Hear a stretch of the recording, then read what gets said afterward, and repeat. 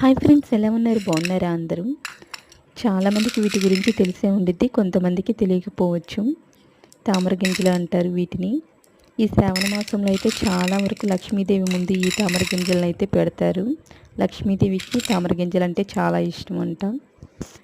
తామర పువ్వన్న, తామర గింజలన్న చాలా ఇష్టమని తామర గింజలు అయితే లక్ష్మీదేవి ముందు పెడతారు.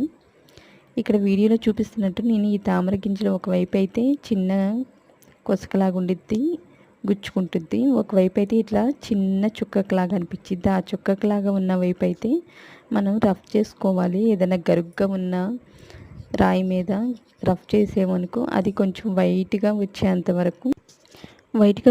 వరకు కొంచెం రఫ్ చేసిన దాన్ని వాటర్లో అయితే వేసి ఉంచుకోవాలి.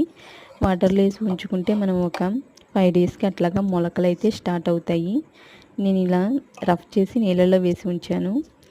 ఇక్కడ చూపిస్తున్నాను చూసారా, నాకు మొలక అయితే స్టార్ట్ అయింది. ఇక్కడ తామర గింజలతో తామర చెట్టుని అయితే ఇలా పెంచుకోవచ్చు మనము.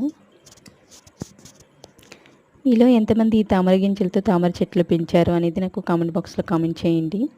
ఈ వాటర్ని అయితే రోజు మార్చుకుంటూ ఉండాలి. వీటిని కొంచెం మనము సన్లైట్ పడే చోట అయితే పెట్టాలి.